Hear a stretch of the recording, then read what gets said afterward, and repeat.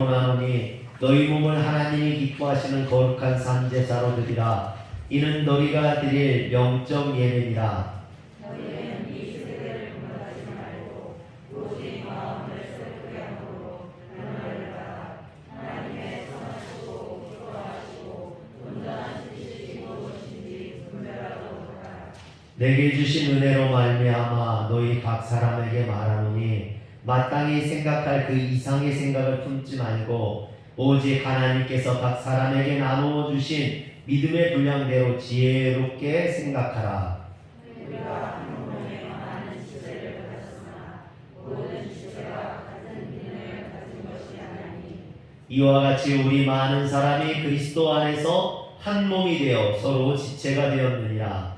우리에게 주신 은혜대로 하는 은사가 각각 다르니 꼭 예언이면 믿음의 분수대로 혹 섬기는 일이면 섬기는 일로, 혹 가르치는 자면 가르치는 일로, 꼭 위로하는 자는 위로하는 일로 구제하는 자는 성실함으로 다스리는 자는 부지런함으로 긍휼을 베푸는 자는 즐거움으로 할 것이니라. 사랑에는 거짓이 없나니 악을 미워하고 선에 속하라.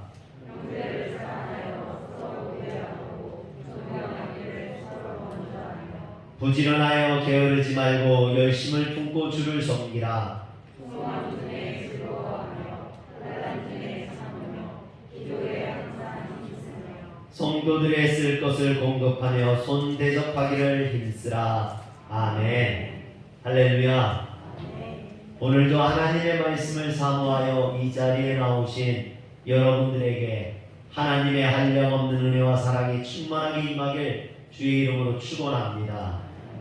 우리가 매년 1월 첫 주일은 화려교회 임원원 신예배로 드리고 있습니다. 특별히 올해에는 세 분의 권사님과 두 분의 집사님을 새로 세웠습니다. 너무나 감사하고 고맙고 행복한 일입니다. 이처럼 교회 임원으로 세움받은 분들은 앞으로 주님을 위해, 교회를 위해, 또 성도들을 위해 마음과 뜻과 정성과 물질을 다하여서 헌신하시고 봉사하시고 충성하셔서 하나님의 참된 하나님 나라 일꾼이 되시길 주의 이름으로 축원합니다. 그런데 이처럼 교회를 위해 헌신하고 충성하는 우리 성도님들에게는요, 성령의 역사가 임하게 됩니다. 하나님의 은혜가 충만하게 됩니다. 하나님의 축복이 임하게 될 줄 믿으시길 바랍니다. 오늘 우리가 보고 있는 이 로마서는 크게 두 부분으로 나누어집니다. 1장부터 11장까지가 이론편이에요. 그러니까 믿음이 무엇인지 또 복음이 무엇인지를 우리에게 상세하게 설명해 준 게 1장부터 11장까지입니다. 이처럼 1장부터 11장까지 이론에 대해서, 믿음에 대해서, 복음에 대해서 설명을 하고 12장부터 16장까지는요, 그것에 대한 실천편이에요. 어떻게 믿음을 실천하며 살아갈 건지, 성도가 어떠한 삶을 살아야 되는지 그것에 대해서 이야기합니다.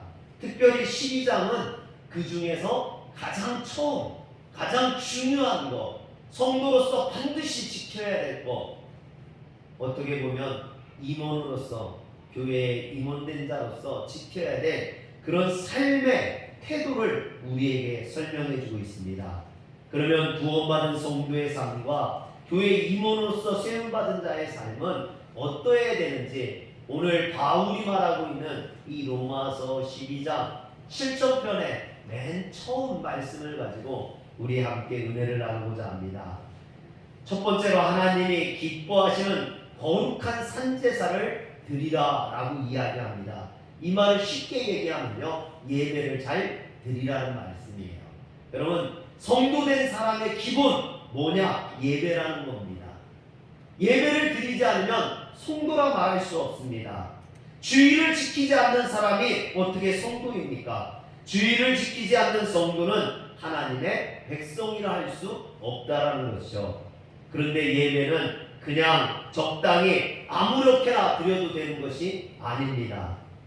하나님이 기뻐하시는 예배, 그런 예배를 드릴 수 있어야 됩니다.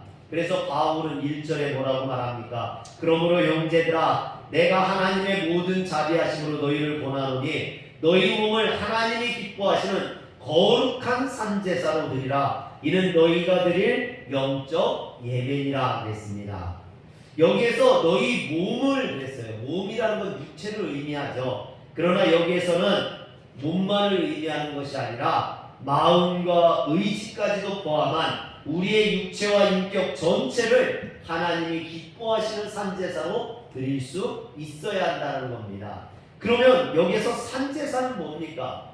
구약의 제사는 양을 잡아서 죽이는 제사였죠. 구경하는 제사였습니다. 예배를 드리는 자가 양을 잡아서 드리기만 하면 되는 거예요. 그걸 구경만 하면 됩니다. 양이 죽는 것을 구경만 하면 돼요. 그러나 신약의 제사는 산제사라겠습니다. 주님께서 우리를 대속하기 위해 십자가에서 피 흘리신 것처럼 우리의 몸과 마음을 바쳐서 온전히 주님 앞에 드리는 희생의 제사가 산제사입니다. 즉 우리의 예배는 내가 주인공이 돼서 주님 앞에 희생되어지고 헌신되어지는 것, 그것이 바로 예배라는 것입니다. 그래서 우리의 삶 전체가 주님 앞에 드려질 수 있어야 돼요. 여러분 삶으로 온전한 제사를 드렸던 하나님의 일꾼 안희숙 여사의 영상을 좀 보고자 합니다. 내가 죽으면 죽으리라는 믿음으로 정말로 살았던 이 안희숙 여사의 영상을 보면서 우리의 삶이, 우리의 신앙이 이와 같이 하나님 앞에 온전히 드려질 수 있는 삶이 되길 주의 이름으로 축원합니다. 소리 키워주시고요. 결혼도 하지 않은 처녀님도 일본으로 건너가 박간준 장군과 일본 국기에서 회개하지 않는 일본을 나간다. 신사참배를 강요하지 말아라 라고 외친 그녀는 한국 여성의 용기와 담대함을 전 세계에 알린 인물입니다. 안희숙은 1908년 6월 24일 평안북도 박천에서 태어났습니다.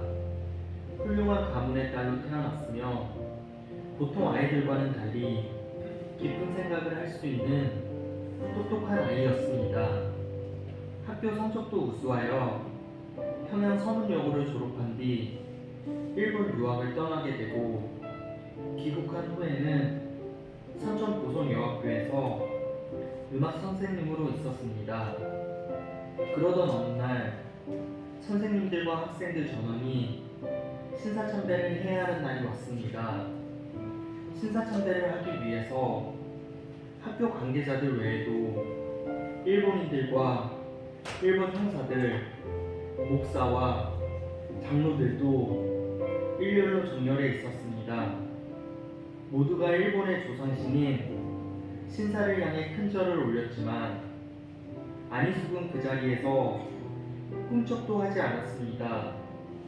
모두가 엎드려 있을 때 어여쁜 여교사가 홀로 서 있자 여기저기서 수군대는 소리가 들려왔고 학교로 돌아오자 아니나 다를까 일본 형사들 4명이 그녀를 기다리고 있었습니다. 형사들은 그녀를 군수실로 연행했고 그녀는 이미 감옥에 갈 각오를 하고 있었기에 마음이 불안하지 않았습니다. 그런데 그 군수는 그녀에게 호통을 치던 중 급한 전화를 받고선 황급히 밖으로 나가버렸고 안희숙은 혼자 그곳에서 나와 집으로 돌아왔습니다. 안희숙은 하나님이 개입하신 거라 굳게 믿었지만 그래도 안심할 수 없었습니다. 그녀는 홀로 도피 생활을 하면서 힘든 생활을 이어가고 있었고 어디로 가야 할지 목적지를 정하지 못하고 있었습니다. 그러던 중 하나님이 평양으로 가라는 메시지를 보냈고 평양은 그 어떤 곳보다 위험한 곳이었지만 그녀는 하나님의 음성에 따라 평양으로 향하는 기찻길에 오릅니다. 그리고 어느 날 아침 한복 차림을 한 노인이 그녀를 찾아옵니다. 그 노인은 하나님이 안희숙을 찾아가라는 음성을 듣고 오게 되었다면서 자신을 소개했습니다. 안희숙은 그 노인이 평양 십자병원의 의사이고 신사참배 반대에 앞장서다 극심한 고문을 당하고도 굴하지 않았던 박관준 장로님을 알게 됩니다. 박관준 장로님은 그녀에게 말했습니다. 평양성으로 가서 안희숙을 만나라는 주님의 음성을 들었습니다. 나는 50년 넘게 예수님을 믿어왔지만 이번처럼 주님의 음성을 똑똑히 들은 적이 없다고. 하나님이 일본에 동구하도록 우리를 경성으로 보내시려 하오. 나는 순교를 각오하고 있어. 안희숙은 위대한 믿음의 용사를 만난 것에 무척 기뻤지만 한편으로는 걱정도 되었습니다. 자신은 나약한 여성이었고 너무 갑작스러운 일이라서 쉽게 결정할 수가 없었습니다. 그녀는 몇 날 며칠을 기도하면서 하나님의 인도하심을 기다리다가 새벽 기도를 다녀오는 길 예수천당 불신지옥을 외치며 다니는 한 목사님을 만나게 됩니다. 그는 책 없는 목사님이었고 그녀는 자신도 예수님을 믿는 사람이라며 그에게 인사를 합니다. 책 없는 목사님은 그녀를 보며 당신은 벙어리요? 예수님을 믿는데 왜 입은 꼭 다물고 살아? 수많은 사람들이 지옥으로 떨어지고 있는데 그 입으로는 밥만 먹고 전도는 안 하오? 예수님을 믿기만 하면 다입니까? 복음을 전해야지 가만히 있는다고 평안할 것 같소? 그 말에 안희숙은 해마로 머리를 쿵하고 맞은 것처럼 자신이 부끄러워졌습니다. 그리고 자신도 모르게 이렇게 외쳤다고 합니다. 옳습니다. 옳습니다. 그녀는 더 이상 주저할 시간이 없었고 안희숙은 하나님이 책 없는 목사님을 통해 자신에게 메시지를 주었다고 확신하고 박관준 장로님과 일본이든 어디든 가야 한다는 굳은 결심을 섰습니다. 그녀의 어머니도 단호했습니다. 순종해야 내 딸아. 이것이 사명이라면 이 사명을 위해서 죽을 수도 있어야 한다. 결혼도 하지 않은 딸이 어떤 고난과 시련을 겪을지 알면서도 어머니는 일본으로 가야 할 안희숙의 길을 밝게 열어주었습니다. 1939년 1월 안희숙은 박관준 장로님과 함께 동경으로 떠났습니다. 그들은 일본의 목사들과 장로들, 정치가들, 군인들을 만나 신사참배는 국민의식이 아니라 하나님의 계명을 어기는 우상 숭배임을 알리고 다녔고 조선의 신사참배를 강요하지 말 것을 강력히 요청했습니다. 아무 힘도 없는 나라 조선의 국민이 경성에 와서 이렇게 외치고 다니는 것은 보통 용기로는 절대 할 수 있는 일이 아니었습니다. 지금까지의 일들도 대단했지만 안희숙과 박관준 장로는 이에 만족하지 않고 함께 일본 국회의사당에 잠입합니다. 그들은 일본 국회의원들과 전 세계 기자들이 보는 앞에서 자신들을 그리스도의 전사로 소개하고 신사참배를 반대하는 경고문 전단을 뿌린 뒤 현장에서 체포되었습니다. 전 세계는 한 노인과 한 여성의 용기에 놀랐고 일본도 이 사건을 신문에 대서특필하면서 그들의 배짱을 칭찬했습니다. 안희숙은 며칠 뒤 평양 형무소로 압송되어 그곳에서 감옥 생활을 하게 됩니다. 그곳에는 죄수번호 92번을 단 만주 여자가 있었습니다. 여기까지. 어렸을 적 극심한 여러분, 우리는 정말 사명을 따라 죽음을 각오했던 이 안희숙 여사와 같은 또 박관준 장로님이나 최건능 목사님처럼 그렇게 특별하게 쓰임받을 수 없을지 모릅니다. 하지만 내가 처한 삶 속에서 여기 화리연교에서 낮은 자세로 성도님들을 섬기고 헌신하는 것 또한 거룩한 산제사의 삶을 사는 것인 줄 믿으시길 바랍니다. 그런데 우리가 하나님께 온전한 산제사를 드리려고 할 때 여러분 방해하는 세력들이 있습니다. 사탄은 우리가 하나님께 예배드리지 못하도록 끊임없이 미혹하고 방해합니다. 모세와 아론이 바로에게 가서 이스라엘 백성들을 이끌고 3일길을 광야로 나가 여호와 하나님께 희생제사를 드리겠다고 했을 때 바로는 하나님이 어디 있느냐며 나는 그런 신을 모른다고 하면서 보내주지 않았습니다. 오히려 노역을 더 힘들게 해서 그들이 하나님을 잃어버리도록 만들려고 했죠. 그러나 모세가 끝까지 간청하자 그러면은 광야로 가지 말고 여기서 드리라겠다가 여자는 말고 남자만 가라겠다가 짐승은 두고 가라고 이렇게 방해를 했습니다.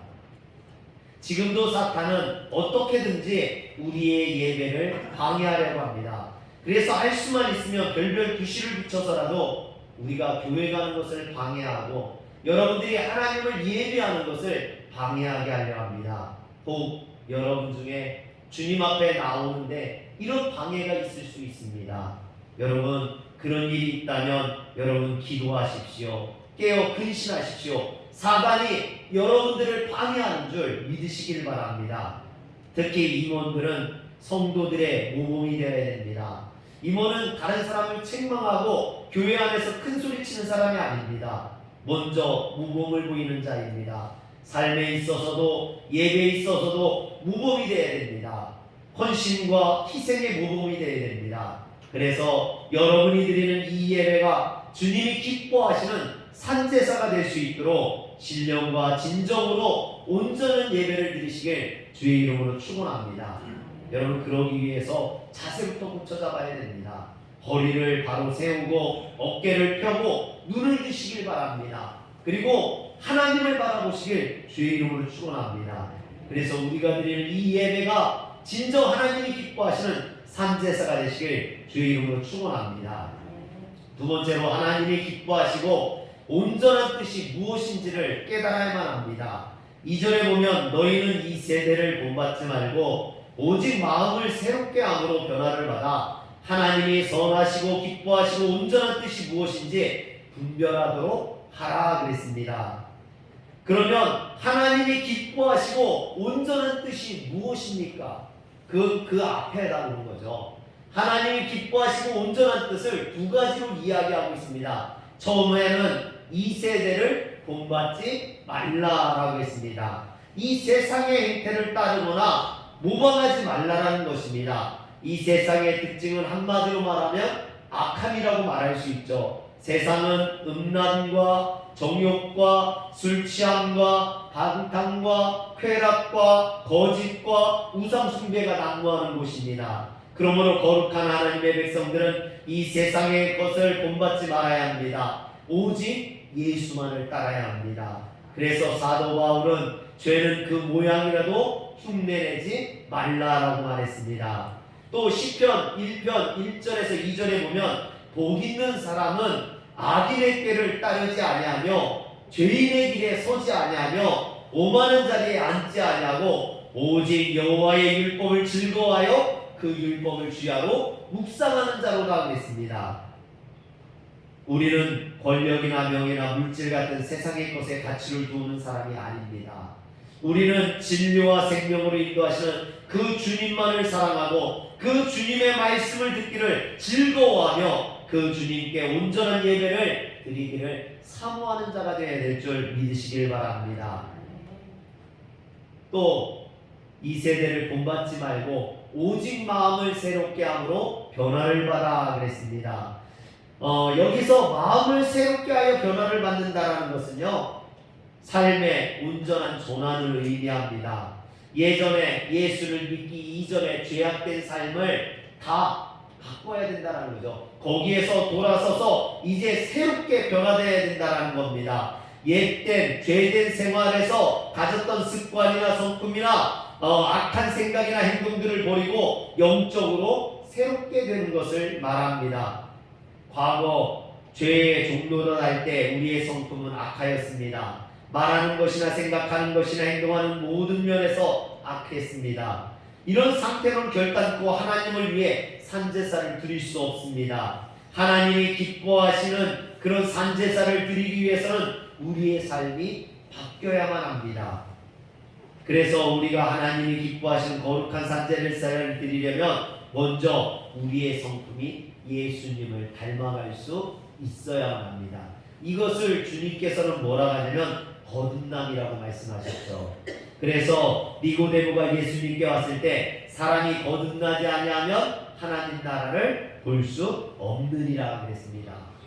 니고데모는 이것을 이해하지 못했죠. 그래서 뭐라고 말합니까? 니고데모가 늙으면 어떻게 날 수 있습니까? 두 번째 모태에 들어갔다 날 수 있습니까? 라고 물었죠. 그러자 예수님께서 뭐라고 하셨습니까? 진실로 진실로 내게 이르노니 사람이 불과 성령으로 나지 않으면 하나님 나라에 들어갈 수 없느니라. 사랑하는 성도 여러분, 우리가 불과 성령으로 거듭나야 됩니다. 그렇지 않고서는 결단코 하나님 나라에 들어갈 수 없습니다. 인간의 소욕의 욕심을 따라 살아서는 안 됩니다. 성령님을 따라 살아야 됩니다. 그랬을 때 우리는 하나님 앞에 거룩한 산제사를 드리는 삶을 살게 되는 겁니다. 세 번째로 믿음의 분량대로 지혜롭게 생각할 줄 아는 임원이 되어야 됩니다.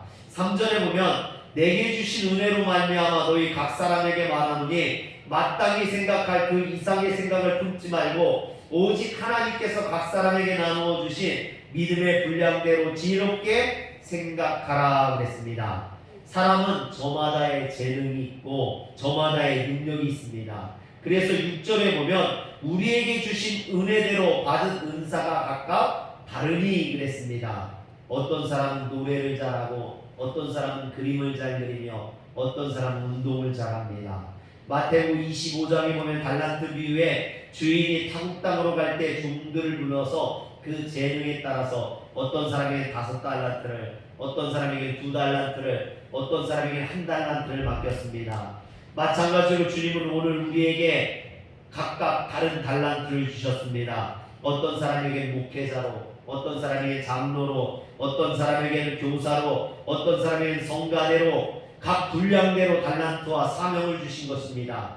그런데 장로가 좋아 보인다고 교회 나온 지 얼마 안 된 사람이 무턱대고 장로를 시켜달란다고 시켜줄 수 있는 것이 아닙니다. 자신의 분량임을 알아야 합니다. 자신의 달란트가 어디 있는지를 알고 그 달란트대로 쓰임을 받아야 됩니다. 사랑하는 성도 여러분, 우리는 분수를 맞게 행동할 줄 알아야 됩니다. 그런데 그 이상의 생각을 품지 말라 했습니다. 그 얘기는 바울이 로마 교회에 이렇게 말했다는 건 로마 교회 안에 그 이상의 생각을 품는 사람이 있었다라는 얘기입니다. 그 사람들로 인하여서 교회에 무질서가 초래했고 분란이 발생했던 겁니다. 이건 로마 교회뿐만 아니에요. 오늘 교회들도 보면 자신의 분량 이상의 직책을 탐하고 그것을 요구할 때 그것으로 인해서 교회에 분란이 생기게 됩니다. 사랑하는 성도 여러분, 우리는 분수에 맞게 행동할 줄 알아야 됩니다. 하나님께서 우리에게 공평하게 또는 서로 다른 은사와 재능을 주셨습니다. 그렇다면 우리는 그 은사와 재능에 감사할 줄 알아야 됩니다. 그 은사와 재능이 무엇이든지 간에 그것에 감사할 줄 알고 그것에 따라서 충성하고 헌신하다 보면 하나님께서 기뻐하시는 자가 되는 줄 믿으시길 바랍니다. 그래서 사도 바울은 지혜롭게 행동하라 그랬습니다. 여기서 지혜롭다라는 뜻의 헬라어는 소프로노에우라는 말인데 현재 부정사로 똑똑한 정신을 가지다, 건전한 마음을 가지다, 지각이 있다, 침착하다라는 뜻입니다. 우리가 보고 있는 지혜롭다라는 말과는 조금 다르죠. 바울은 이 권면을 통해서 하나님께서 우리에게 주신 것들이 무엇이든지 간에 불평한다든지 남의 것을 탐한다든지 시기한다든지 그러지 말고 겸허히 받아들이라는 겁니다. 자신에게 주어진 달란트에 감사할 줄 알아라는 거죠. 그러므로 그 이상의 생각을 품지 않는 것이 소극적인 권면이라면 지혜롭게 행동하라는 것은 더 적극적인 권면이었던 겁니다.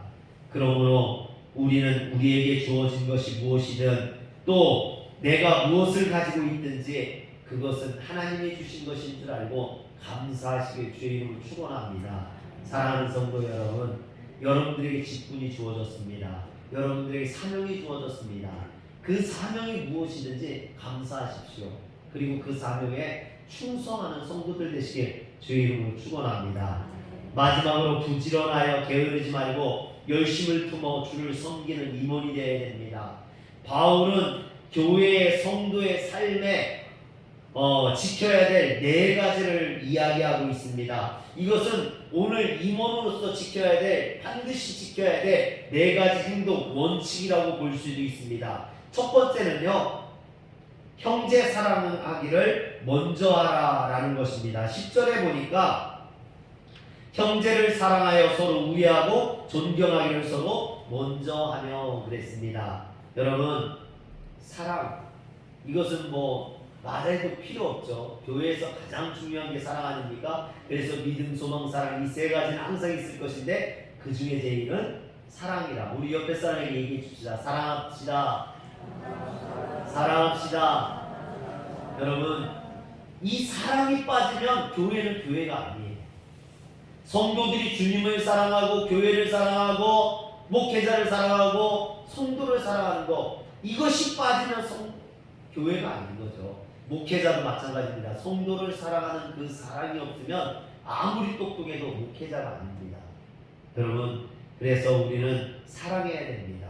그런데 사람들은 사랑하기보다 사랑받기를 원해요. 바울은 그래서 먼저 사랑하라라고 이야기합니다. 여러분, 먼저 사랑하십시오. 남이 나를 사랑해 주기를 기다리지 마시고 여러분들이 먼저 사랑하시면 여러분들에게 하나님의 축복이 임할 줄 믿으시길 바랍니다. 두 번째로, 소망 중에 즐거워하며 환난 중에 참으라 했습니다. 우리에게는 소망이 있죠. 무슨 소망이 있습니까? 천국에 대한 소망, 하나님 나라에 대한 소망이 있습니다. 그 소망을 생각하면서 현실의 어려움과 힘든 것을 이겨내라는 겁니다. 우리의 삶이요, 점점 어려워요. 힘들어요. 제가 어제도 신방을 갔다 왔는데, 신방 갔는데 그래요. 아이고 목사님, 요즘 사는 사람들은 너무 힘들어요. 우리가 살았던 때가 좋았어요. 우리 어렸을 때가 좋았어요. 그런 말들을 해요. 그런 것 같아요. 요즘 학생들 보면요, 코로나 때문에 학교도 제대로 못 가고 친구들하고 어울리지도 못하고 얼마나 불쌍한지 모르겠습니다. 요즘 삶이요, 사는 것 같지가 않아요. 너무나 어렵고 힘든 일들이 많습니다. 요즘 자영업자들요, 죽겠다는 소리를 많이 해요. 너무 어렵고 힘들다는 얘기를 많이 합니다. 여러분, 이럴 때마다 저는요, 노래 하나가 생각나요. 무슨 노래냐면, 외로워도 슬퍼도 나는 안 울어, 참고 참고 또 참지 울긴 왜 울어, 웃으면서 달려보자 푸른 들을, 푸른 하늘 바라보며 노래하자. 내 이름은 캔디. 여러분, 캔디처럼 아무리 외롭고 힘들고 어려워도 참고 이기다 보면, 그런 이기는 성도가 되면 하나님의 은혜와 축복이 여러분들에게 임할 줄 믿으시길 바랍니다. 세 번째로, 기도에 힘쓰라라고 이야기합니다. 여러분, 기도는요, 아무리 강조해도 이건 뭐 넘치는 것이 아니죠. 기도는 성도들의 영적인 호흡입니다. 숨쉬지 않으면 그 사람은 살 수가 없습니다. 성도가 기도하지 않으면 그 사람의 영은 죽을 수밖에 없어요. 그래서 기도해야 됩니다. 교회의 가장 중요한 게 기도예요. 여러분, 기도가 빠지면, 기도가 식으면요, 그 교회는 무너질 수밖에 없습니다. 코로나 때문에요, 교회들마다 이 기도의 불이 꺼지고 있대요. 새벽 예배를 안 하는 교회들이 너무 많다는 거예요. 예산에서 전화가 왔어요. 목사님, 우리 교회에 불이 꺼진 지 지금 1년이 넘었습니다. 너무 안타까워요. 여러분, 안 돼요. 그러면 안 돼요. 제가 그랬어요. 권사님이라도 나가서 새벽 재단에 불을 켜십시오. 아니면 목사님이라도 나가서 새벽전에 불을 켜주십시오. 교회에 새벽에 불이 꺼지면 그 교회는 소망이 없습니다. 여러분, 어떻게든 교회의 기도에 불을 켜야 됩니다. 여러분들이 그 교회의 기도에 불을 켜는 불씨가 되시길 주의 이름으로 축원합니다. 마지막 네 번째는요, 성도에 쓸 것을 공급하고 손 대접하기를 힘쓰라 하겠습니다.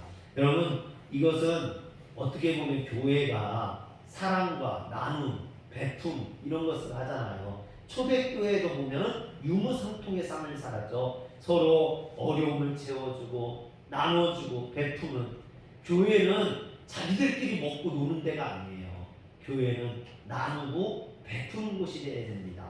그래서 항상 구제하고 선교하고, 그래서 손 대접하기를 힘쓰라 그랬잖아요. 성경에 보면 고넬료는요, 구제 사업을 열심히 했다가 하나님 앞에 상달되고 하나님의 기억된 바 되었다고 했어요. 사랑하는 성도 여러분, 여러분들이 하나님 앞에 기억되는 방법, 여러분 베푸는 겁니다. 여러분들이 교회 안에서도 또 세상에서도 베푸는 자가 되시길 주의 이름으로 축원합니다. 또 아브라함은요, 지나가는 손님들을 대접했다가 100살에 이삭을 낳을 것을 예고받지 않습니까? 또 아브라함의 조카 롯은요, 천사들을 불러다가 집에서 대접했다가 그가 구원, 소돔성이 멸망받을 때 구원받게 됩니다. 사랑하는 성도 여러분, 이처럼 베푸는 삶을 사십시오. 오늘 우리 성도들의 삶이기도 하고요, 이것이 임원의 삶이기도 합니다. 특별히 임원은요, 이 네 가지가 하나도 결격 사유가 있어서는 안 돼요. 여러분, 사랑이 있어야 됩니다. 참고 인내할 줄 알아야 됩니다. 기도할 줄 알아야 됩니다. 베푸는 자가 되어야 됩니다. 오늘 우리 권사님으로 세워지신 분들, 집사님으로 세워지신 분들, 임원으로 선택받으신 분들, 여러분들이 이런 삶을 사시기에 주의 이름을 축원합니다. 주님을 위해, 교회를 위해, 성도들 위해 나누고 베푸는 삶, 여러분들이 먼저 사랑하는 삶을 살면은 또 교회에서 기도의 용사가 되고 예배의 용사가 되면은 여러분 이 교회는 달라집니다. 하나님의 축복과 부흥의 역사, 또한 여러분들의 가정에 축복이 임하게 될 줄 믿으시길 바랍니다. 기도하겠습니다. 전능하신 하나님, 이 세대를 본받지 말고 오직 예수 그리스도를 닮아서 우리가 하나님 앞에 쓰임받는 거룩한 성전을 지어가는 성도들이 되게 하여 주시옵소서.